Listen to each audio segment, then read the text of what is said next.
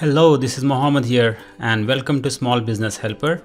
I'm here today to give you 8 factors that you need to consider to identify a product on Amazon FBA private label platform, so that based on those 8 factors you can make a decision whether a particular product could be eligible for a hot product opportunity for your next business.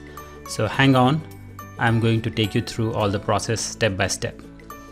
Alright, so first thing is, as I mentioned in the previous video as well, that you go to the Amazon bestseller, and on the Amazon bestseller you go to a main category. In this category today I am here in toys and games, and underneath that I am selecting a subcategory or a sub niche, learning and education. In this category, as you can see, that this shows me around, I believe 40 or 50 products. So let me 50 products. So it will show me at least 100 products which are the top seller in this product category.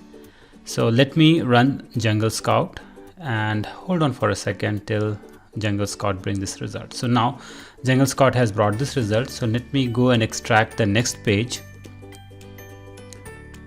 As soon as I extract the next page, I should be able to see 100 results.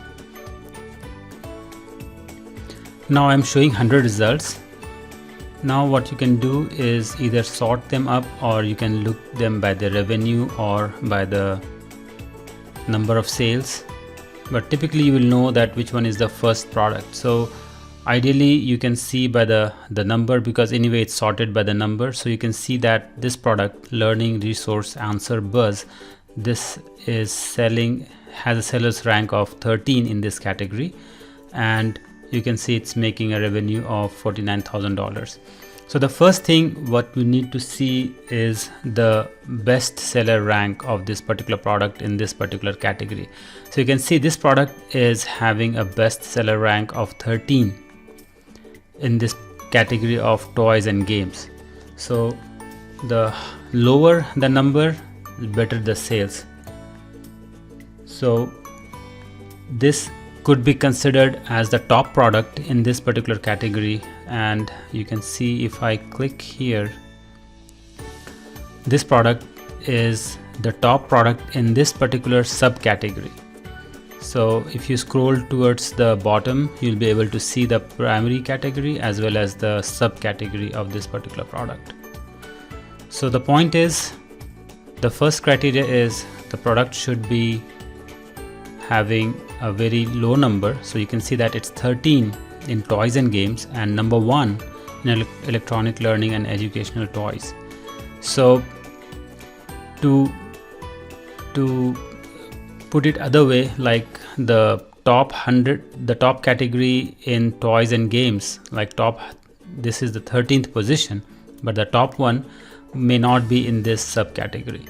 So the first factor is the BSR, which again the bestseller rank. So you should always look at the BSR in the primary or the top category. So the rule of thumb most of the Amazon sellers they apply is it should be at least or at most 10,000 in the primary category. So you should not look at the product which are lower than 10,000, because they do not have that amount of sales, or they may not be a viable product to enter into that particular market. So this is the first factor you need to consider. The second factor is you need to look at is the competing product. So if you see the Jungle Scout Chrome extension result, you can see the second product is from the same company, which would be a variation of the existing product. So we'll look at the third one, which shows a rainbow colored counting bears with cup for children. So this is also, you can see that the product is selling around 1400 units, 170 units per day. So it's bringing quite high number of sales, and it's number 33 in the main category, the BSR. So the factor you need to consider here is what is the condition or how many competing products are there. So you can see that this is one of the competitor, and it's again its number of reviews, we can come to that later. You can see the next one is the Leapfrog, which is definitely a branded product. Fisher Price, again branded product. So you need to see the competition in that particular subcategory, and if there are high number of competitor products which has a very high number of reviews, then it will be a tough market to enter for a new private label seller. So that is the factor which you need to consider.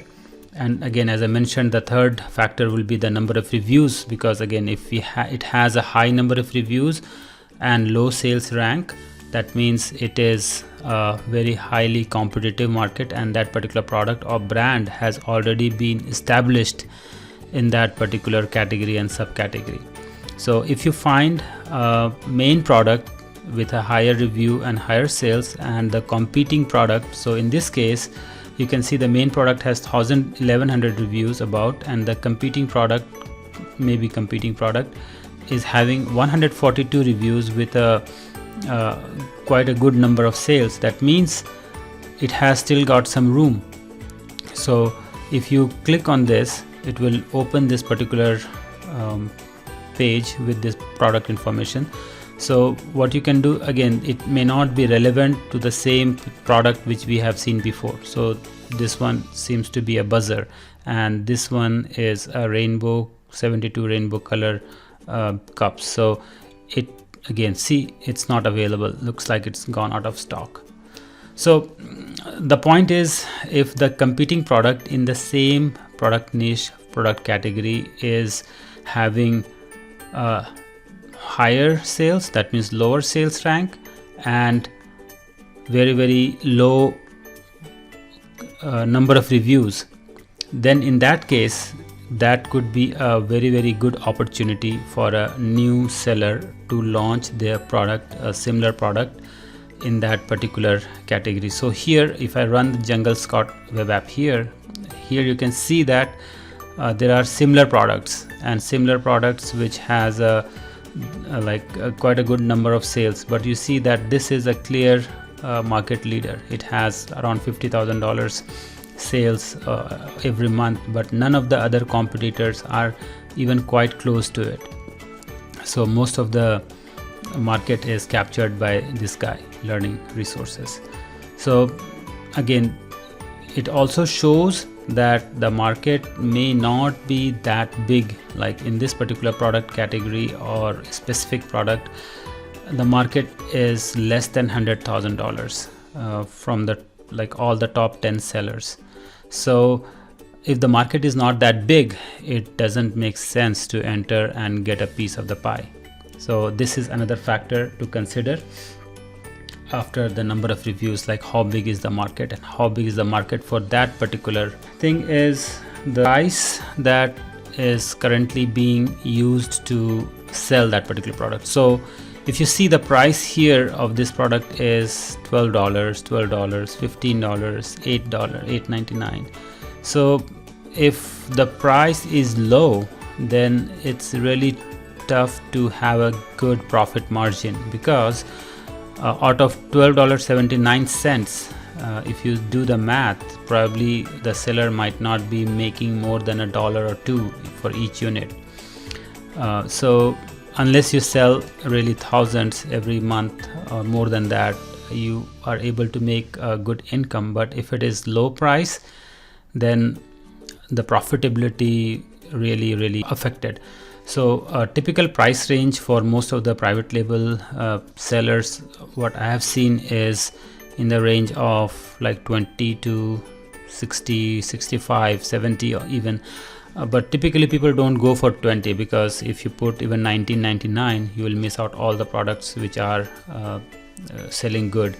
So ideal way to search for the product range or the price range is to look for price between 77 to maybe 26 or 77 $99 or something like that. So at least it will give you a range of product that falls under this range. And again, the pricing is another component which is really important, because a lot of the time you will not see the price of the product priced as $20 or $50 or $70. It would be either $17 or $19.99, or like, again, it's just a psychology that odd numbers are generally considered for pricing a product, and typically the numbers that ends in 7 or 9 are typically more preferred number from the marketers, that this number psychologically attach with the buyer. So price is another factor. And the next factor is the type of, or the potential of a particular product to be sold as a private label. So few years ago I was in China looking for some of the products in the private label product research. So what I found, there was a seller or a shop that was selling iPad, and by that time iPad was not very common and new in US as well. So when I saw how come they are selling iPad for $100, then when I looked into more details, I found that they were Android based devices like tablets, but they were packaged as an iPad. So even though it was a knockoff, the point is you cannot make a knockoff and sell it on Amazon as your own branded product.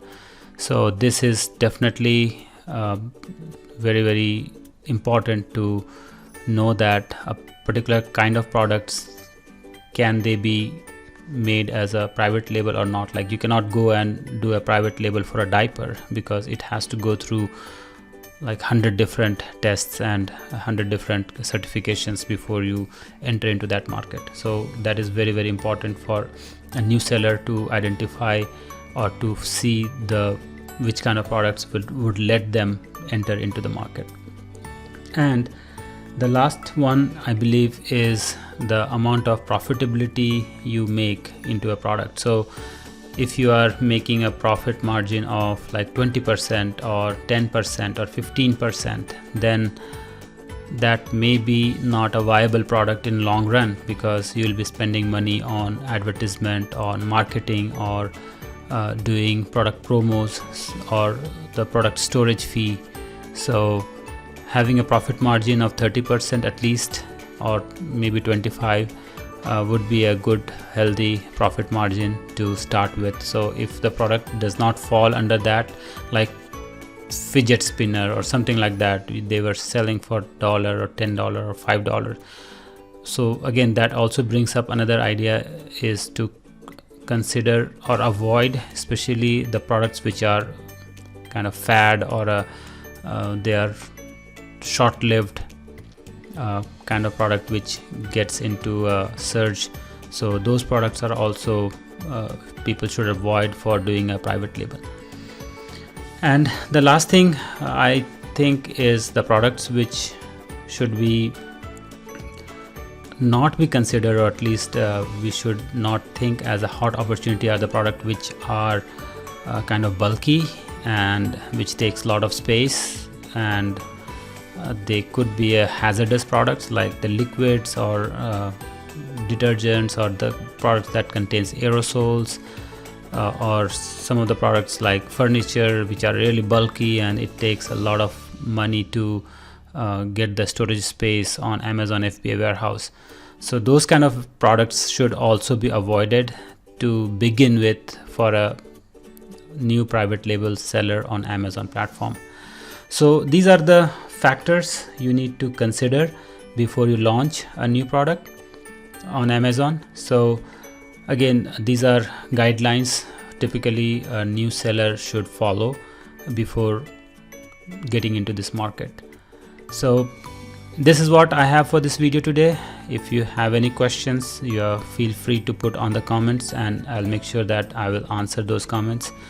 And I would urge you to subscribe to this channel so that You will be the first one to know when I upload a new video, and you can ask if you want to learn about something new or something existing. I will be happy to share my knowledge, and I'll happy to show you exactly what are the points that you need to be successful and grow into this particular product opportunity market. Thanks again, and see you soon in the next video.